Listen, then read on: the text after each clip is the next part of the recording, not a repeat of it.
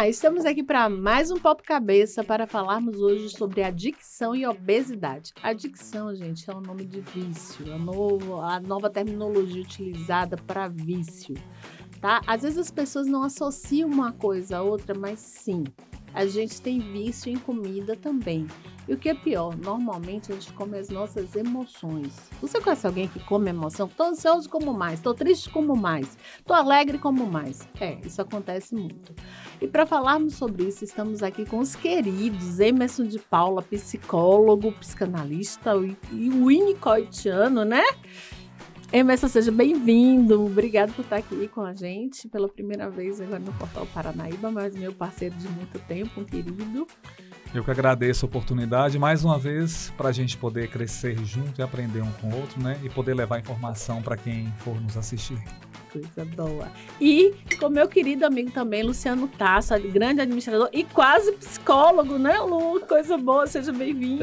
Exato. Nubia, é uma satisfação estar aqui com você. Nós estamos parceiros há tantos anos, né? Já trabalhamos em várias empresas juntos aí, eu enquanto gestor de desenvolvimento humano e agora terminando a psicologia em julho aí para poder atuar mais firmemente no espaço que eu quero, que é a clínica. Coisa boa, seja bem-vindo também. Muito obrigado. Bom, lembrando que o nosso programa tem o apoio da Unipsico, da Clínica Carlos Chagas e da Produz Produtora.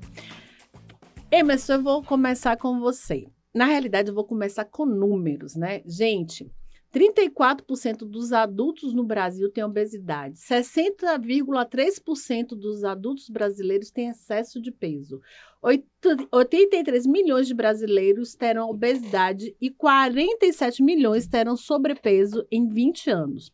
Mulheres, negros e outras etnias minoritárias são os mais afetados. E a tendência é que a prevalência da obesidade quase dobrou de 2006 a 2019.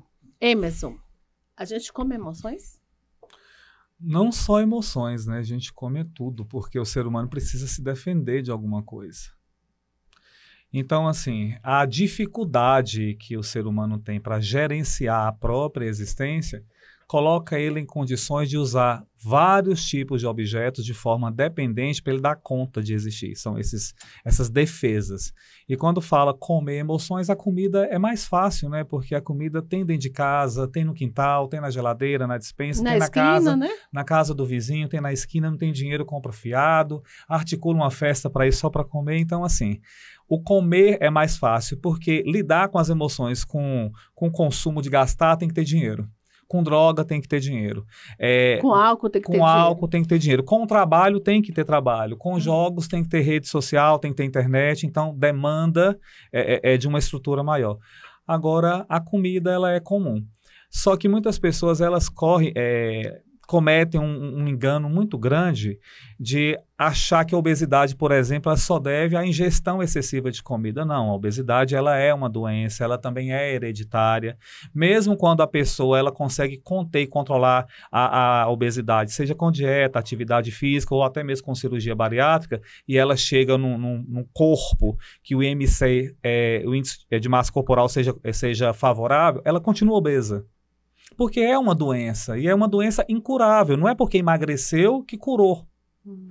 Tanto que se ela ficar relapsa, tudo volta.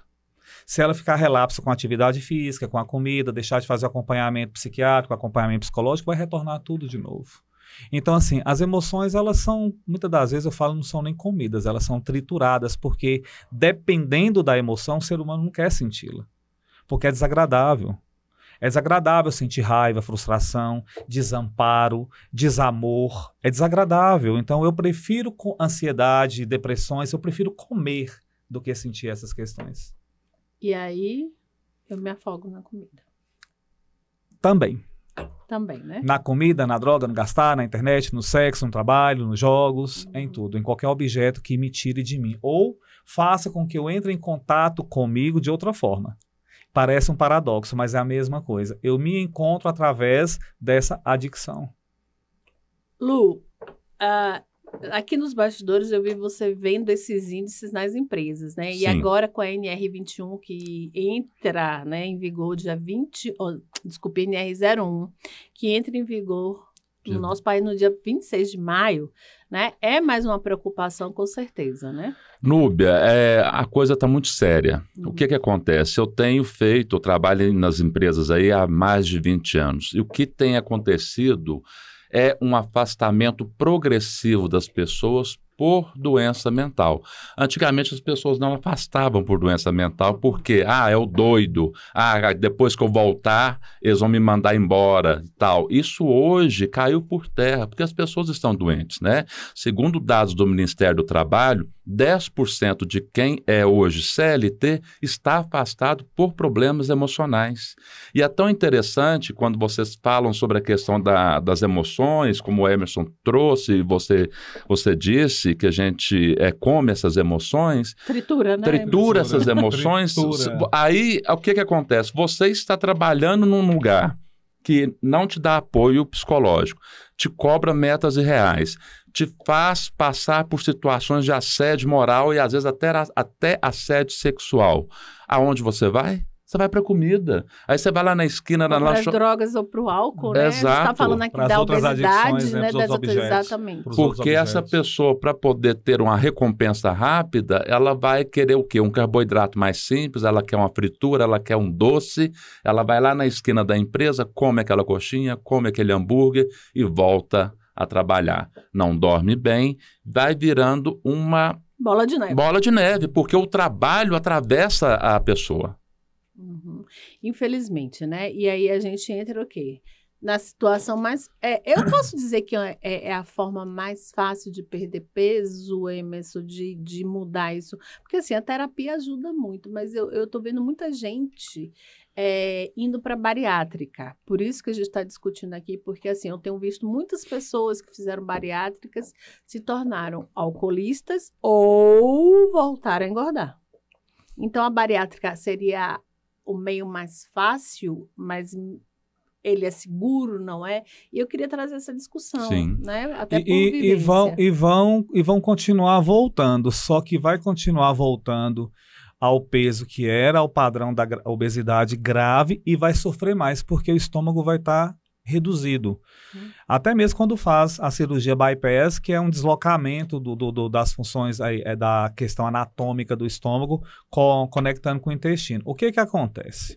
O que eu vejo? Quando isso chega lá na minha clínica, no meu consultório, eu não libero laudo para a realização da cirurgia bariátrica se eu perceber que o paciente ele tem quadros psicopatológicos que vão comprometer o pós-operatório. Por exemplo, normalmente, a bariátrica ela é indicada para quem está com quadro grave de obesidade, certo? Acima de obesidade 2 ou 3, por exemplo, quadro sério de diabetes, que está com sobrepeso, hipertensão e problemas articulares muito graves. Nunca para a questão estética. No entanto, o sobrepeso nessa nossa cultura da corpolatria, onde nos é impregnado a magreza e a pessoa internaliza que ela tem que ser magra e ela não consegue por questões da cultura, questões hormonais e também questões emocionais, quando ela chega nesse ponto de obesidade, ela chega muito ansiosa, muito depressiva, desenvolve vários tipos de transtorno. O que eu acredito? O transtorno, ele tem que ser tratado antes da cirurgia. Ele não tem que ser tratado nem paralelo à cirurgia, porque a gente não vai ter garantia de sucesso. Depois que o transtorno foi tratado e ela estiver fazendo um acompanhamento, a não ser em casos graves, extremos, que se não fizer a cirurgia bariátrica, a pessoa vai morrer. Em função do quadro que ela apresentar. E aí no pós-operatório a gente vai dar sequência. O que acontece? Se ela tinha um sobrepeso em função de uma adicção, ela não vai ser curada. A adicção não é curada, ela pode ser detida, ela vai ser contida. É onde que entra o acompanhamento terapêutico com o acompanhamento psiquiátrico. O que a pessoa faz? Não trata os processos psicopatológicos antes da cirurgia, faz a cirurgia. Quando a pessoa, no pós-operatório, ela vai retomar todos aqueles padrões de comportamento que ela tinha, e aí não tem mais o alimento para caber no estômago, porque não cabe. Não cabe. porque ela vai regurgitar aquilo dali ou ela vai provocar vômitos, alguma coisa nesse sentido. Se não cabe a comida para aliviar as tensões e os estresses provocados pelos processos psicopatológicos e emocionais, o que ela vai fazer? Então, segundo as estatísticas, a gente sabe que o álcool é o primeiro objeto a ser utilizado, porque ele é de fácil digestão e é diurético. E como as questões emocionais e as questões humorais não foram tratadas, o risco de desenvolver um alcoolismo é muito grande e é o que acontece. Paralelamente, o que o álcool faz, o etanol faz? Acelera o processo de engordar novamente. Aí eu tenho uma pessoa que volta a ser, volta não, porque nunca deixou de ser obesa, só emagreceu. Retoma o padrão anterior de obesidade, sem a questão íntegra do estômago como outrora era, porque assim, o estômago ele produz vários hormônios, como a grelina, por exemplo, que auxilia na questão da palatividade. Né? Então, o alimento já não é mais tão saboroso. Aí, retoma o padrão da ansiedade, da obesidade. As questões emocionais e morais não foram tratadas. A gente adquire outra doença, que é o alcoolismo, quando também não desenvolve outras compulsões, por sexo, por compra, e a pessoa, ela... Por droga, por né? drogas. Nós temos uma paciente em comum, né? Vamos dizer assim, que... Por drogas, ela em função pegando esse gancho em função da bariátrica, não resolveu as questões, foi para a dependência química, associado a outras compulsões também. Então, para fechar esse raciocínio, o que eu recomendaria? Tratar a questão dos pacientes a nível de humor e emocionais antes da cirurgia, a não ser que a cirurgia seja um caso de urgência e emergência por orientação médica, para que tenha a manutenção desse tratamento no pós-operatório. Porque o índice de recaídas e de retomada do padrão anterior da obesidade no pós-cirúrgico da bariátrica é muito grande. E eu tenho essas questões no meu consultório. Você teria um percentual desse muito grande? O valor específico eu não consigo te falar agora, mas depois eu te passo essa informação. Mas é muito alto, é muito grande. Não lembro agora de cabeça. Tem uma pesquisa que saiu da USP no mês passado, 92% de quem fez bariátrica tem reganho de peso. E 20% volta ao seu estado original. E agora, obrigada, igual eu estava falando, são importantes. Demais.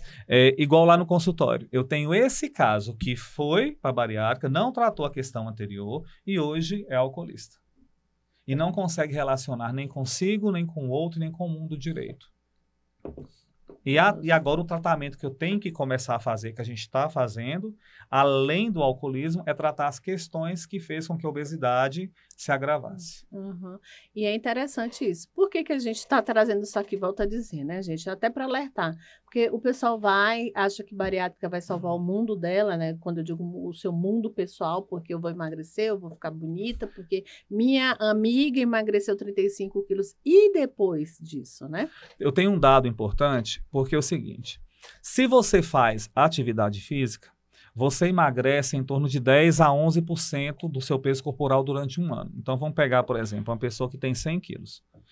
A atividade física, se ela fizer com a dieta balanceada, ela vai perder 10 quilos. Ela chega ao final do ano com 90.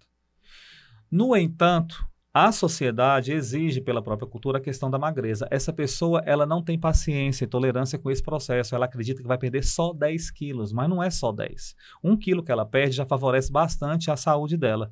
No entanto, ela quer valorizar apenas a questão da estética. E lembrando uma questão, né? Que não é só perder peso, porque, gente, a gente perde massa gorda e ganha massa magra. Ou seja, eu posso até não perder nem 1 quilo.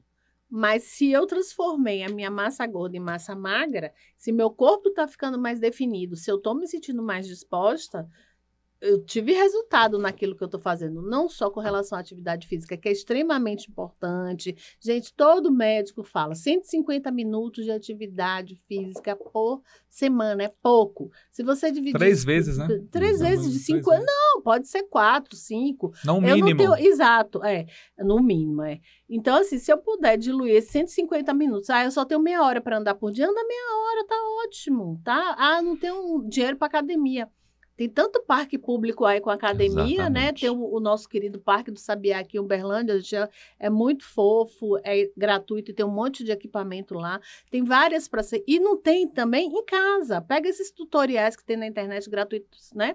Com vassoura, sentando e levantando, carregando 1 quilo de arroz, 1 quilo de feijão, né? Mas será que não são desculpas que as pessoas criam para Usam, poder né? não fazer as atividades físicas?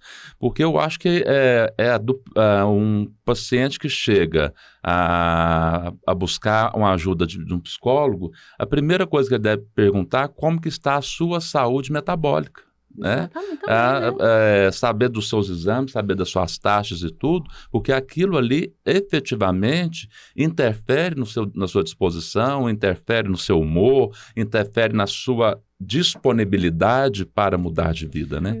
Quando a pessoa obesa ela é depressiva, é mais difícil tratar. Porque como a depressão tira dela o desejo pela vida, caracterizada principalmente pelo humor desânimo, então ela não tem ânimo para nada. Então a depressão tira o ânimo dela para tudo. Então tira o ânimo para fazer atividade física, para cuidar de si, para fazer terapia, tira o ânimo até para tomar medicação. Muitas pessoas, um responsável tem que dar a medicação na boca e aguardar a tomar, porque senão nem toma. Então o obeso depressivo é mais difícil de manejar e tratar do que um obeso que é ansioso, por exemplo. Porque o obeso ansioso ele tem uma tara por alguma compulsão com maior velocidade e facilidade. A comida, por exemplo.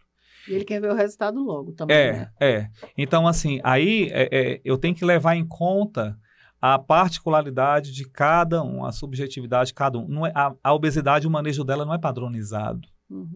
Ele é muito subjetivo, ele é muito singular. Sim, tem que levar sim. muito em conta. Eu tenho que levar em conta o histórico de vida da pessoa, mais o histórico de vida adquisitivo dela. É o que dificulta. Porque o que eu faço com a paciente X não serve para Y e vice-versa. Não serve para ninguém. Mas essas questões sobre metabolismo, por exemplo, eu tenho hipotireoidismo, né? A minha tireoide funciona menos do que ela devia. Então, desde que eu me entendo por gente, eu tomo remédio para regular o funcionamento da minha tireoide. Isso impacta no ganho de peso, né? Exato. Tipo assim, para mim, como ela funciona mais lentamente, eu tenho que comer menos calorias, mais vezes por dia, em menor quantidade, né? Não só a quantidade menor, mas menos calorias para poder, né? Fora a idade, né, gente? Que depois dos 30, para você perder peso, só com remedinho, né? Só com o Ozempic. Olha, fazer propaganda, não Só pode. e não é só com uma, é com 2, com 3, com 4, com 5. Mas aí tem que ter atividade física também, uma reeducação alimentar. Já ia dizer, porque senão e volta uma pior, né? orientação do médico também, viu? Muito bom falar E terapia. Muita terapia. Mas que bom você trazer isso, sabe por quê? Porque tem gente que fica, tá todo mundo usando, que legal, não vou fazer nada. Vou só tomar um remedinho, né? Que a gente não vai falar mais nomes aqui para não fazer propaganda, brincadeira, tá? Mas para a gente entender que se a gente não fizer a coisa da forma correta, a gente volta para o estágio inicial, né, gente? Por quê? Porque o meu problema não foi resolvido. Mas assim, posso falar uma coisa? Pode. Igual, por exemplo, vou pegar meu gancho aqui. Aí eu fui no cardiologista, liberou, acompanhamento bem lembrado. Nutricional. Nutricional, atividade física, Psicólogo. faço terapia que não interrompeu. E agora, em maio, depois que eu perdi o peso, que eu queria 28 quilos, né? Vou fazer o teste de esteira, aquelas coisas, tudo que o cardiologista, ele recomenda. Embora ele tenha falado que tá tudo tranquilo. Então, não é chegar na farmácia porque tá liberado e falar assim, eu quero uma caneta, né, do Ozempic. Não é assim. Ou da Ozempic ou de qualquer outro, né, farmacêutica. A Wegovy, por exemplo. Não, e tem outras também, Tá né? Novo Nordisk, né? Tem várias coisas aí, mas a questão é essa, por que a gente está trazendo essa questão da adicção? Gente, adicção, volto a dizer, é um nome bonitinho de vício, tá? E é muito bom falar sobre isso, sabe por quê? Porque como a gente está falando sobre obesidade, então como está na moda e foi liberada pela Anvisa, é porque, por exemplo, o Ozempic ela é utilizada pelos diabéticos, agora a Wegovy não é por diabético, mas é só para quem quer de fato emagrecer, embora o Ozempic também possa ser utilizado com a recomendação recomendação. Então, como a gente está falando de obesidade, algumas pessoas podem inclinar-se a procurar isso na farmácia porque não requer receita e usar por conta própria. E não é assim, porque normalmente o obeso, ele traz alguma comorbidade clínica ou física associada à obesidade, quando não traz comorbidade psiquiátrica junto, por exemplo, depressão com sintomas de ansiedade. Então, tem que ter esse acompanhamento. Exatamente. Por isso que a gente tem que chamar muita atenção disso, né, meninos? Para que as pessoas não saiam se medicando de qualquer forma, achando que está tudo bem. Não. Tá todo mundo aqui, ó, fazendo acompanhamento, fazendo... Ó, por favor, até para não voltar depois. Não adianta gastar tanto, investir tanto, porque não são coisas baratas, é bom lembrar disso, né?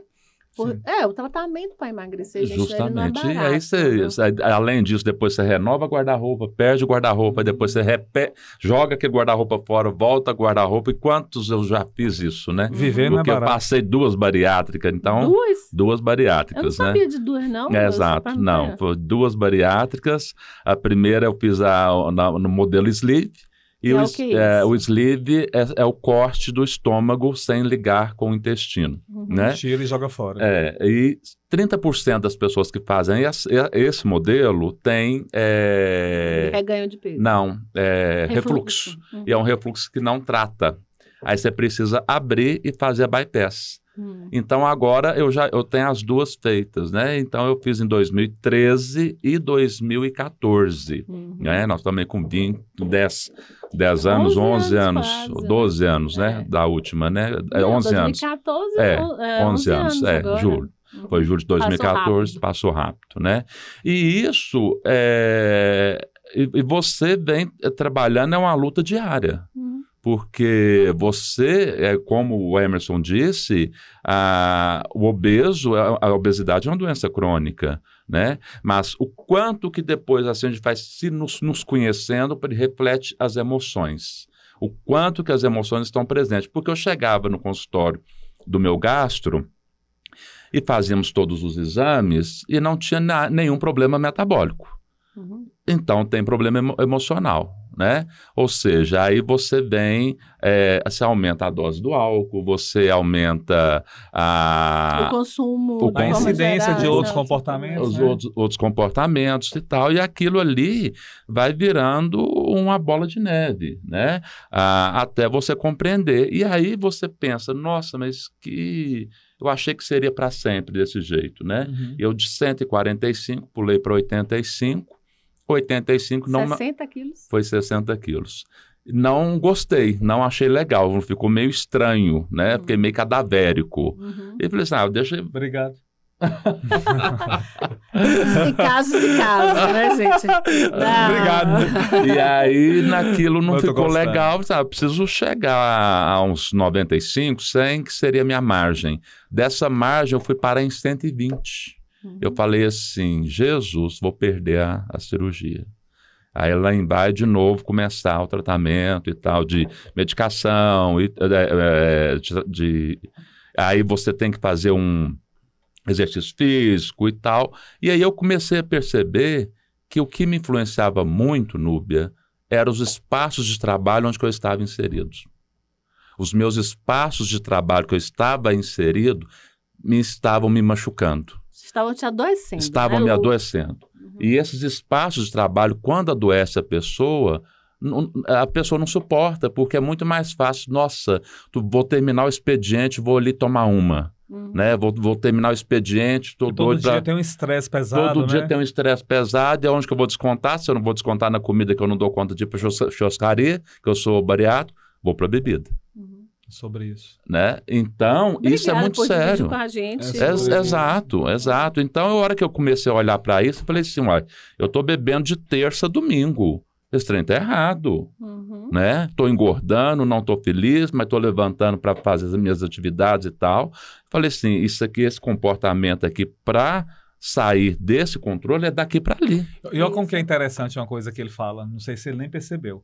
Ele começa a beber muito por causa do estresse que o trabalho provoca, provavelmente pode ter tido um burnout ali dentro, você nem percebeu ou percebeu, né? E aí talvez não tenha percebido mesmo, né? Aí o corpo muda por causa do excesso do álcool e muda o comportamento. Aí ele não gosta de como o corpo tá ficando. Aí agora bebe também porque o corpo não tá do jeito que ele queria. Exato. E vai Exatamente. fazendo o quê? Um acúmulo eu chamo, sabe de quê? De processo de luto, porque perde a qualidade no trabalho, não elabora. Perde o corpo que estava construído, não elabora. E vai sendo perdas sobre perdas, onde o quê? O álcool vai alimentando aquela frustração, cuidando daquilo dali, alimenta cada vez mais, tentando aliviar. Não alivia, né? Temporário, só naquele momento. Exato. Ou E não acaba, uma bola de neve. Eu deixei de triturar. Deixou de triturar as emoções, para intoxicar as emoções. Aí você começa a falar assim, não, então vou beber menos dias. Esses menos dias começam os sintomas da abstinência. Porque você já está no estado... Aí bebe para tirar o síndrome de abstinência. Os sintomas. Então assim, e a pessoa, se ela não tiver cabeça, ela se perde mesmo. Tá igual o outro que fala que só fuma quando bebe. Aí pergunta assim, você bebe quando? Todo dia. Vira né? Aí fuma todo dia, né? Você fala assim, não, eu preciso primeiro mudar os espaços de trabalho que eu estou... Primeiro você precisa se conscientizar, né? A consciência. Acho que é a consciência, porque quando a gente fala para as pessoas,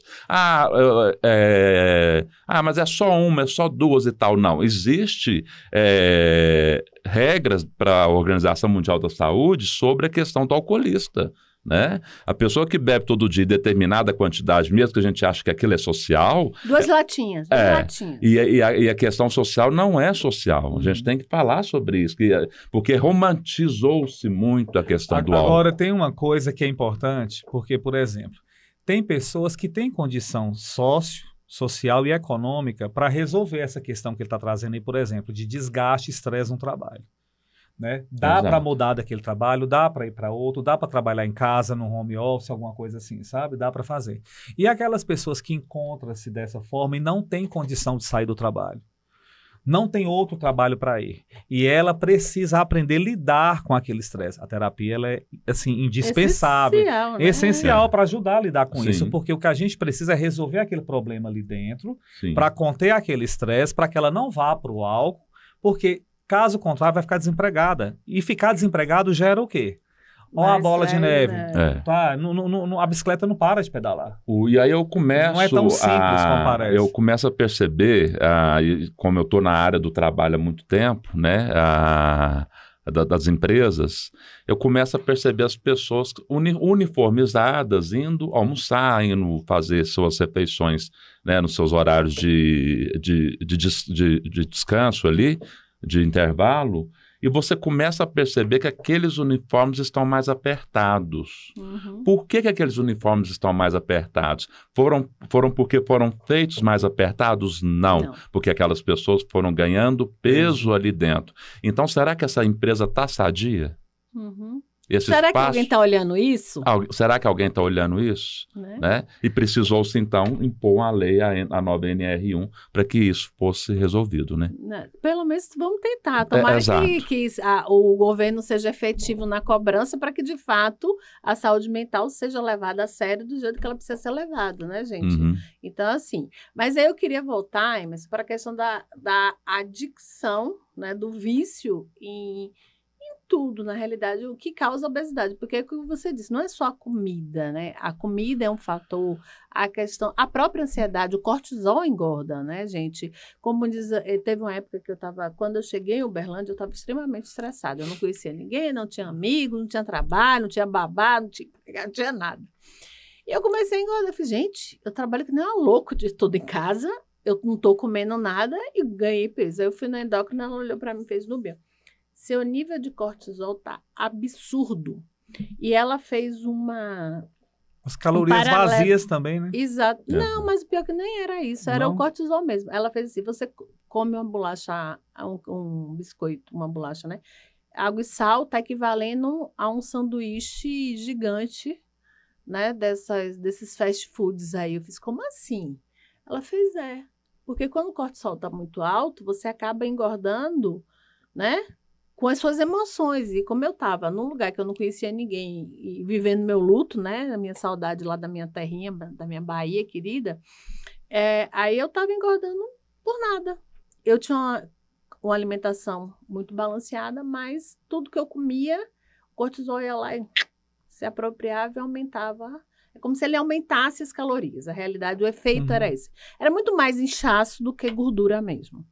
Aí foi aí que eu fiz, nossa, preciso voltar para terapia. E voltei para terapia, é o que tem me ajudado. Fora atividade física 3 vezes por semana, gente, esse corpo de bailarina espanhola aqui, é porque tela engorda, tá? Mas eu vou para academia 3 vezes por semana, faço pilates 1 vez por semana e uma manhã minha é dedicada à terapia, quer dizer, 50 minutos da minha quarta-feira. Pede para a tela não me gravar então, por favor. Não quero engordar. Mas vai ter TV, não tem jeito. Não quero engordar. Mas vamos ser felizes, principalmente sobre isso. Mas assim, então, essa questão da adicção, tá?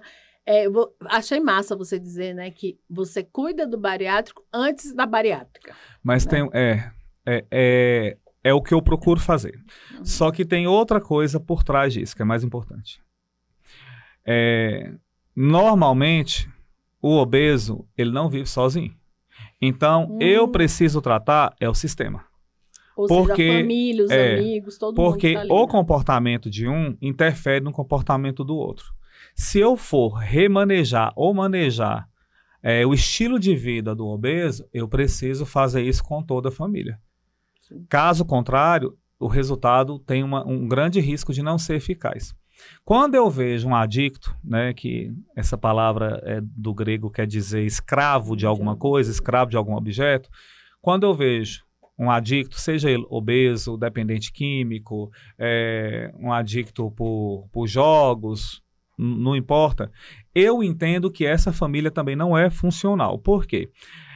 Para a teoria que eu trabalho, que é a psicanálise unicotiana, esse distúrbio da adicção, ele foi desenvolvido quando o bebê tinha aproximadamente de 1 ano e 6 meses a 2 anos de idade. Em virtude de quê? Da ausência da mãe.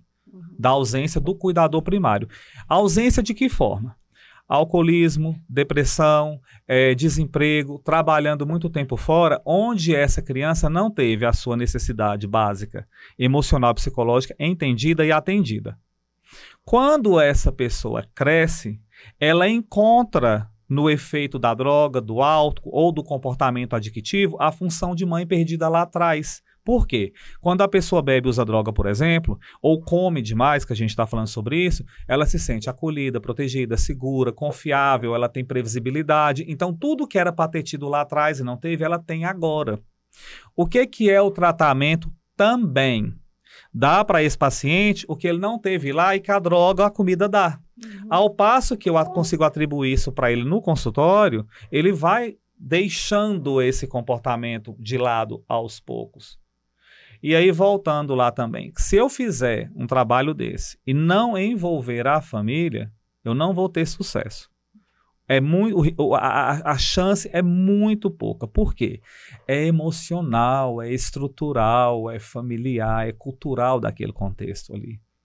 A família tem pessoas que vivem juntas, mas não são unidas, elas não se conectam. Elas acordam mão, dão bom dia, porque elas acreditam que viver bem é pagar as contas em dia, ter comida, ter isso tudo. Não tem afeto, não tem troca. O obeso, ele sente a falta, normalmente ele sente a falta disso, de afeto. Se você abraçar uma pessoa dessa no consultório, por exemplo, ela não vai querer te soltar, ela não sabe o que é isso. Você sabe quem que abraça o obeso em se tratando de adicção? É a comida. Verdade. Ou seja, né? Ela me conforta. Sim. E nós passamos por um desafio muito grande, que foi a pandemia, na hora que essa família precisou viver junta 24 horas, né? E aí muita gente não se suportou ali dentro, né? Como é que eu vou viver com essa esposa, com esse marido que eu vivi, que eu sou casado há 20 anos, agora parece que eu tenho que viver 24 horas, né? Que eu só suportava porque estava fora trabalhando, né? O dia inteiro. No final de semana tem que resolver as coisas também. Esses meninos estavam para a escola e tal, isso vem tudo e essa sociedade se transforma. Né? É obrigada a se transformar.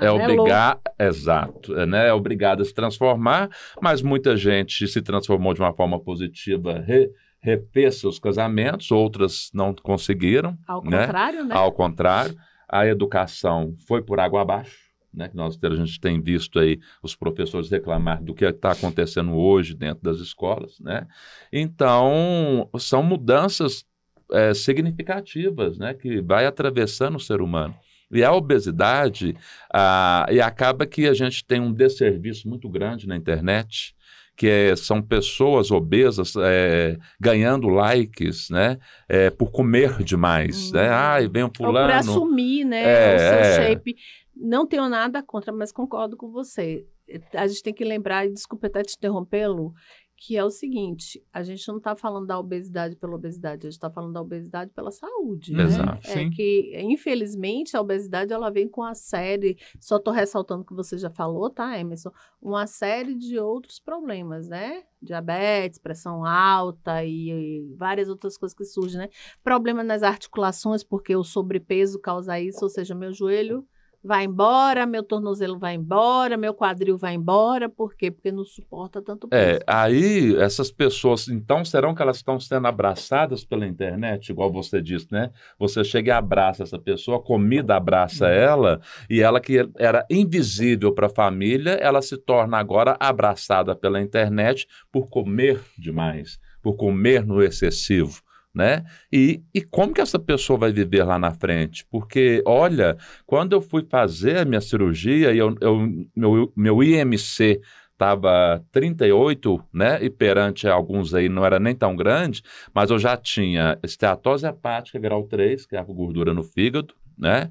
Eu tinha pré-diabetes, eu tinha pressão alta, eu tinha apneia do sono. Você tinha o caixão à vista. Não, mas o médico falou isso para minha mãe, que a minha mãe falava, não, você não precisa fazer e tal. Ele chegou para minha mãe, o médico, falou assim, se o Luciano não fizer a cirurgia, aos poucos anos vai enterrar ele. Esse é um caso de urgência, esse é um caso de urgência, né? Que não, também, mas esse é um caso de urgência que não dá para esperar a terapia tratar o que conduziu aquilo. Entende? É um caso de urgência, porque já está com várias sequelas ali. Exato. Então tem que fazer. Aí, agora, quando você ia falar aí, né, que é a questão sistêmica, tem resistência. A negação do lado de cá. Exatamente. A negação da mãe, no caso, mas né? nem a negação, é tipo assim, eu não quero afetar a autoestima do meu filho. Mas eu falo negação porque a negação no sentido assim, de não querer, não conseguir enxergar a realidade. Sim. Exato. Não, isso que eu tô dizendo, Emerson, eu acho que tem uma coisa que é pior que a negação. É você saber, você reconhecer e você dizer assim, eu não vou mexer na autoestima do meu filho. Se eu concordar com o médico, eu vou estar detonando ele. Ou seja, eu sei de tudo isso, eu reconheço tudo isso, eu só vou fingir que não, para não te machucar. E quando fez? Não, foi uma libertação, porque... O comportamento de sua mãe? Não, ela acolheu completamente, ela que fazia toda aquela comida. Agradeceu ter feito? Agradeceu por ter feito? Muito. Ela falou assim, e hoje ela já não está nesse plano, mas assim, ela, o tempo todo, quando ela me acompanhava no médico, agradecia, encontrava com ele nos lugares sociais, agradecia, olha, você salvou meu filho, né? Mas eu deveria, naquele momento, ter feito terapia para não desencadear outras questões. Talvez você não tinha a maturidade que você tem hoje. Exato. Né? Exatamente. A maturidade que você tem hoje. Toda largada precisa do seu tempo para virar borboleta. Não tem jeito. Não a gente tem não pode jeito. chegar assim e dizer, olha, você precisa de terapia, olha, você precisa da cirurgia, olha, você precisa fazer exercício, você precisa se alimentar melhor. Aí a pessoa vai dizer, não, eu tô ótimo. Não, vai chegar o tempo, né? E chegou o seu, chegou tanto que você não só começou a fazer terapia, mas começou a fazer, você resolveu fazer psicologia, né? Exato. E isso é uma coisa que eu digo, a psicologia, eu tenho outras formações, como vocês sabem, tem a eletrônica, a sociologia, o direito, a administração, mas a psicologia mudou a minha vida. Né? A terapia tinha mudado há 34 anos, né? Tem 34 anos que eu faço terapia, quase 35, mas a psicologia mudou a minha vida.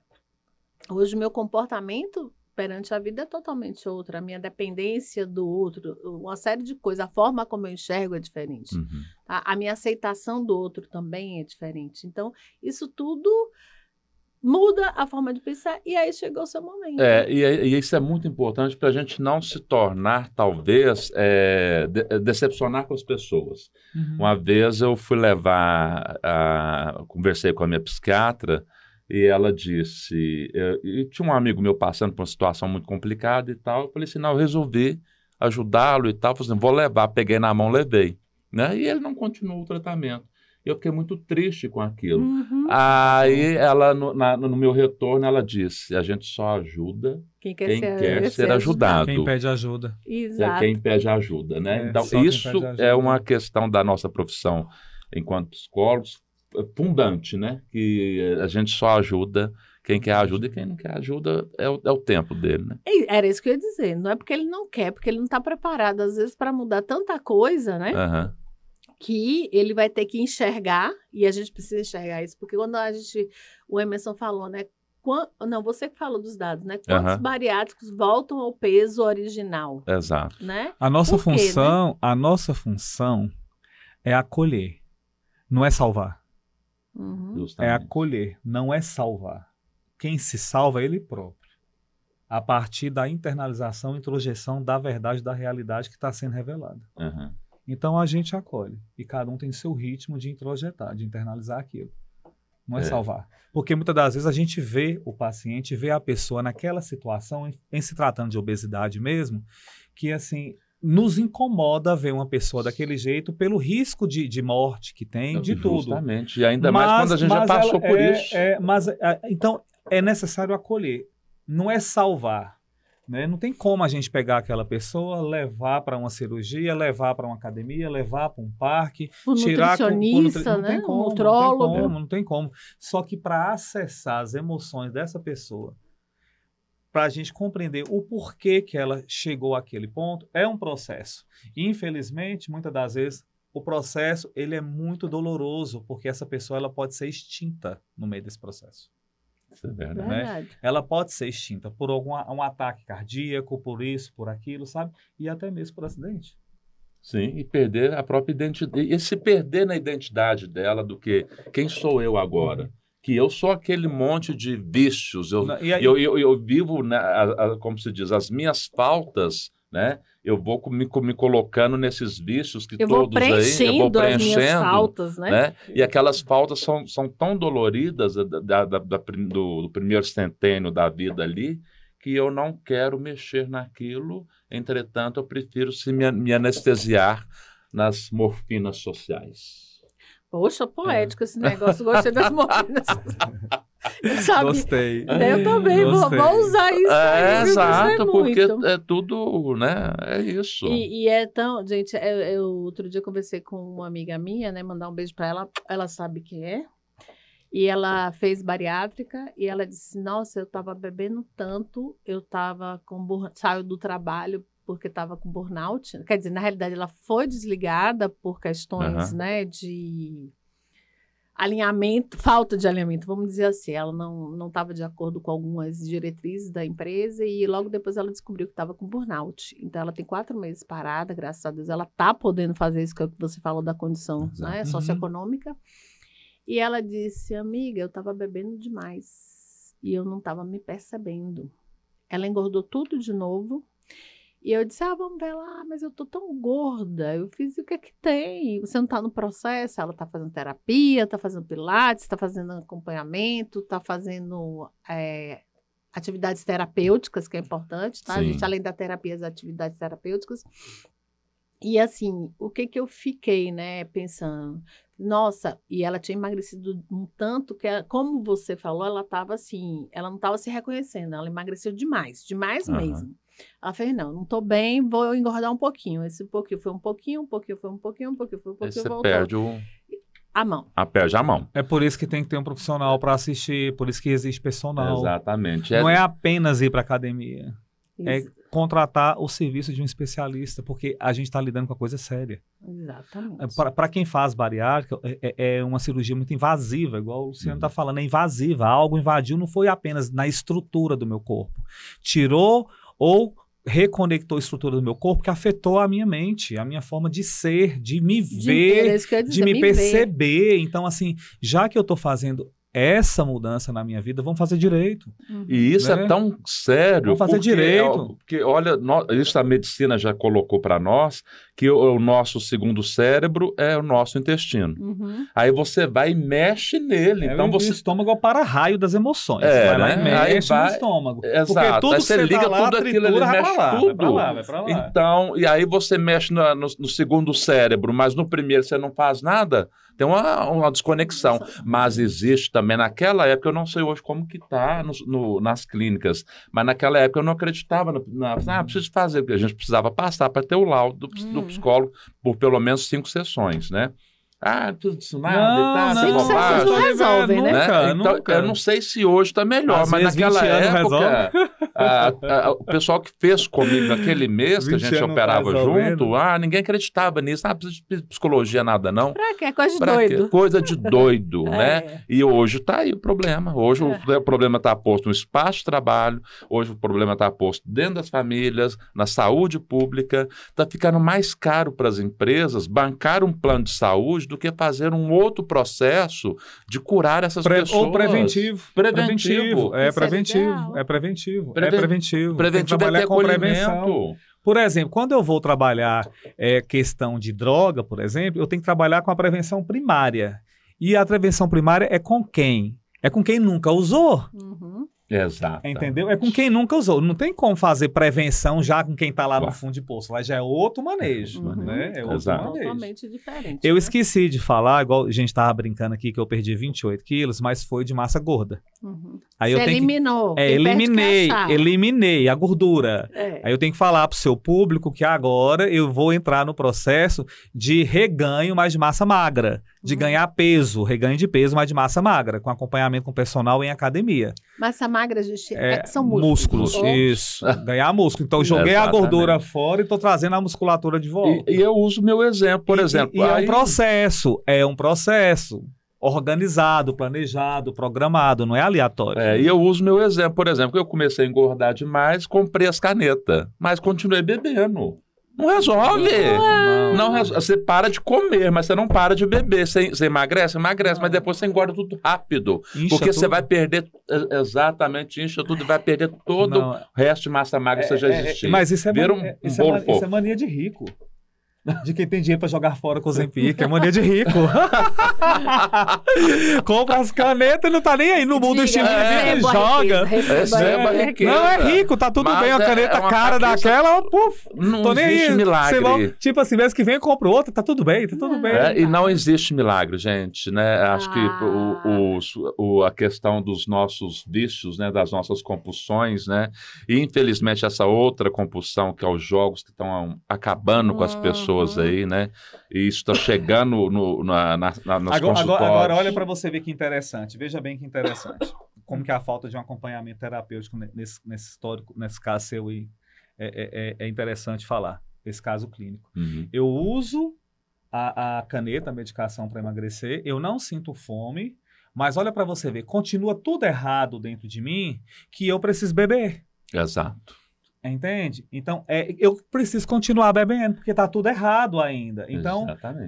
aí quando você faz com acompanhamento terapêutico, aquilo que continuaria errado está sendo manejado. Justamente. Aí você também não bebe, não come, emagrece, fica bem com você, a autoestima retoma, sente segurança, se sente bem melhor.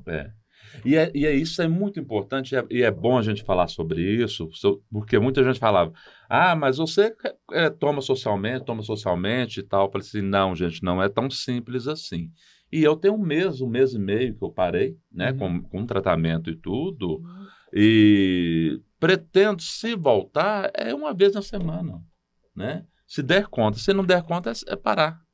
Porque realmente, mas eu acredito que darei conta uma vez na semana como eu estou cuidando da minha cabeça. Aí eu vou falar uma coisa. Que é o diferencial, né? Exato. Aí eu vou falar uma coisa para ele. Eu tive esse pensamento dele, mas eu não dei conta.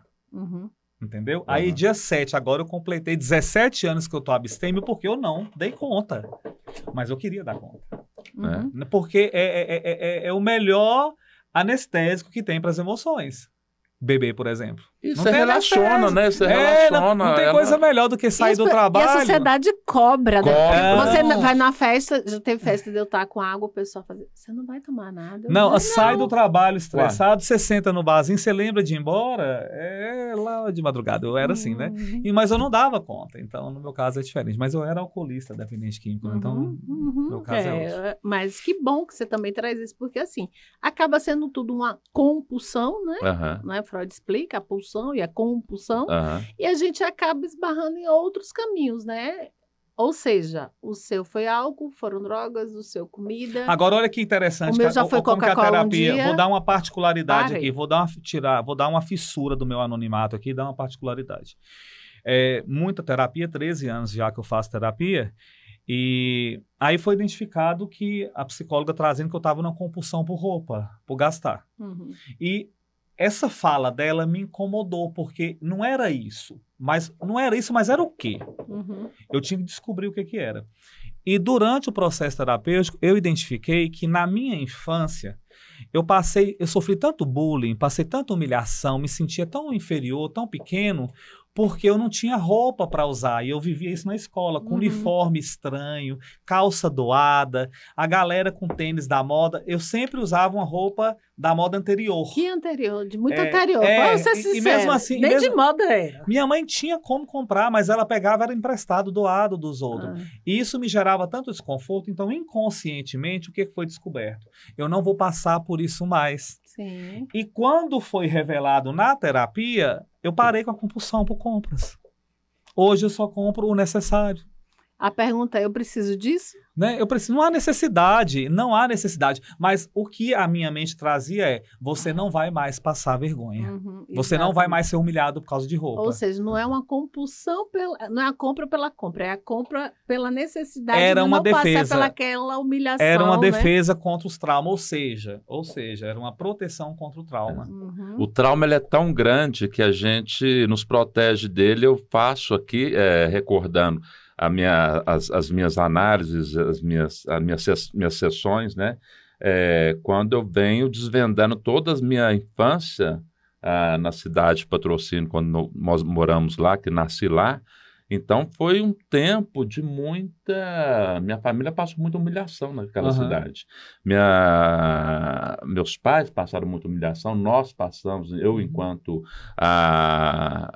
não dos meus pais, mas dos parentes e tal, daquele povo, que eu nem quero voltar lá mais. Verdade é essa, de tanta dor que aquilo trouxe, e aquilo foi depois... Se perpetuando, foi né? Na perpetuando, você não mas você tem era. tanto medo de acessar isso, porque vai doer de novo. Sim. Vai doer de novo. Por isso que a gente precisa de terapia, porque a gente vai falar Tem que sem dor, ter do jeito que ela Para falou corrigir agora. o trauma. Terapia para corrigir o trauma. Exatamente. Não, gente, terapia é tudo de bom, né? Eu sou suspeita, eu sou psicóloga, né? E vocês também são, e a gente sabe a importância que é para a gente, que volto a dizer, eu falo isso em todos os programas e não vou cansar de falar, viu?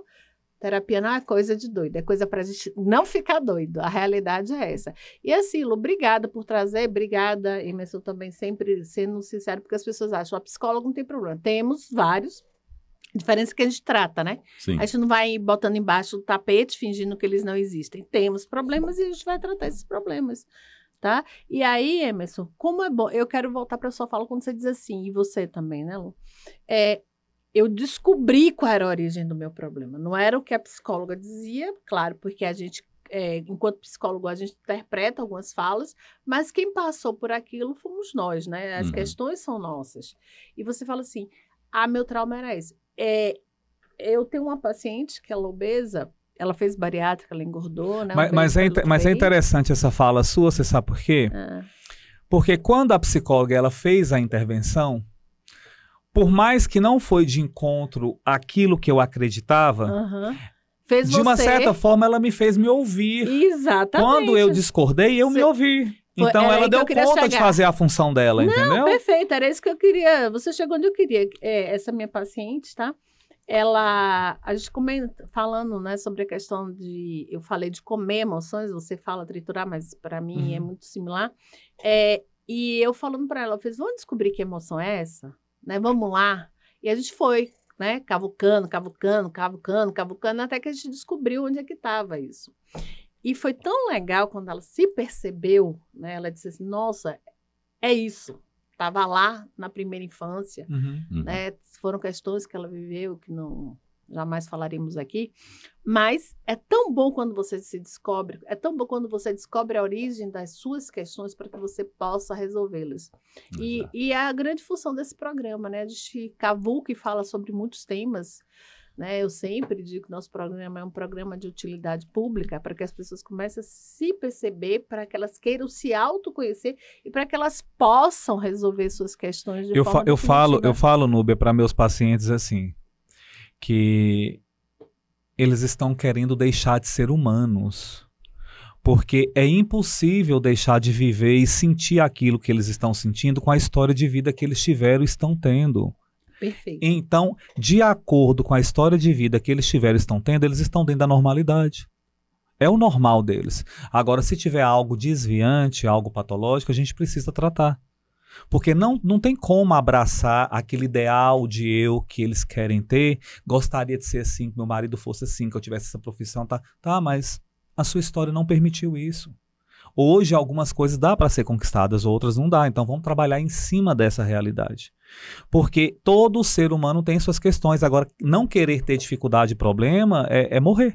Exato. É morrer. Nós temos traumas. É morrer. A vida é precária. É por isso que a gente nunca vai chegar ao equilíbrio. Nunca chegaremos.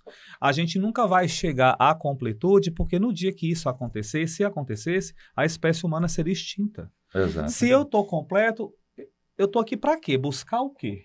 Não tem mais nada a ser conquistado, acabou. E é muito legal você falar isso, porque no programa anterior, gente, se você não assistiu, assista, a gente fala sobre adolescência, uma caixinha de surpresas, né? A gente fala sobre a necessidade da frustração, dos traumas, dos nãos que a gente precisa falar e que a gente precisa ouvir, né? Justamente para que não aconteça isso, para que a gente possa entender que, sim, nós temos problemas, tá? São fáceis de lidar? Não, mas a gente precisa resolvê-los. E para isso a gente precisa, de fato, encará-los. E tem coisas que não dá, então vamos aceitá-los. Exatamente. Não tem jeito, né? Tem coisas que não dá, vamos aceitar. Isso precisa hoje, para a gente poder finalizar, e eu quero voltar aqui, que eu estou terminando o meu livro sobre burnout, né? O Fardo do Cansaço.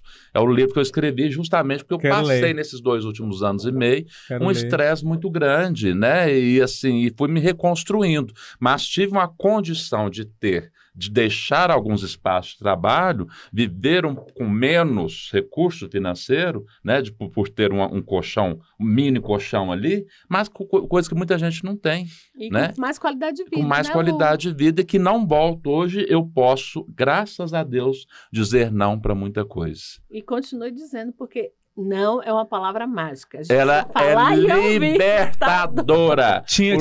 Não é libertador. Quando você fala não, ele é libertador. Não, tem um livro que fala a coragem de dizer não. Tinha um frei, não vem o nome dele me fugiu da memória agora, que ele dizia uma coisa, ele falava assim, basta só uma palavra. Ele falava sim e não. Exato. Basta apenas uma palavra. Não é isso?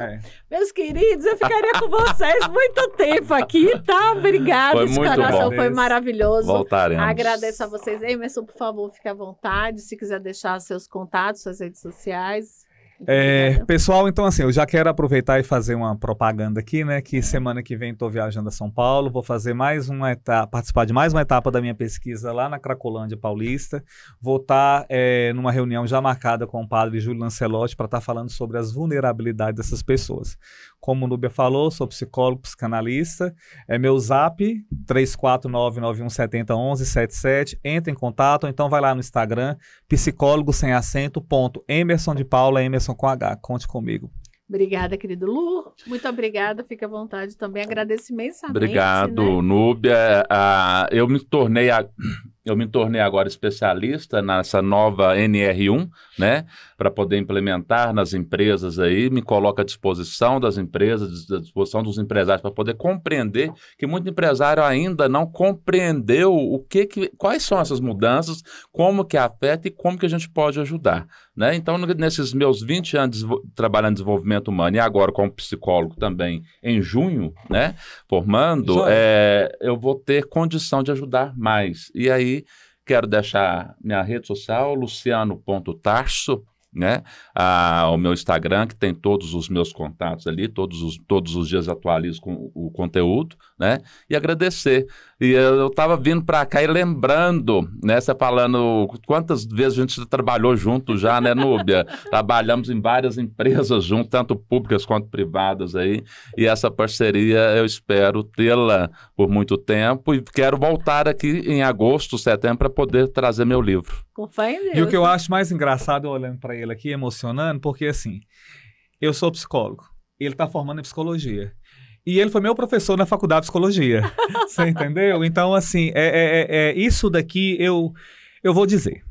De todos os momentos que eu tive com você, hoje foi o mais leve, mais agradável, porque a energia de Luciano também contribuiu para isso. Que coisa Que boa. bom, fico feliz. Né? O Emerson eu dei uma disciplina lá dentro da faculdade, que é dentro da gestão de pessoas e psicologia organizacional, né, que eu tenho especialização nisso. E eu falei para ele, gente, eu vou tocar essa disciplina, não é como psicologia não, é como empresa mesmo. Vocês vão fazer um administrador aqui tocando psicologia. E foi totalmente diferente, foi muito gostoso. Maravilhoso. Foi um tempo muito gostoso bom. É pouco, maravilhoso. Foi maravilhoso estar com vocês. E para Prazer você que meu. esteve com a gente até agora, um beijo no seu coração, fica com Deus e observe as suas emoções, tá? Emoções, elas têm que ser elaboradas e não trituradas. Fica com Deus e até o próximo Papo Cabeça.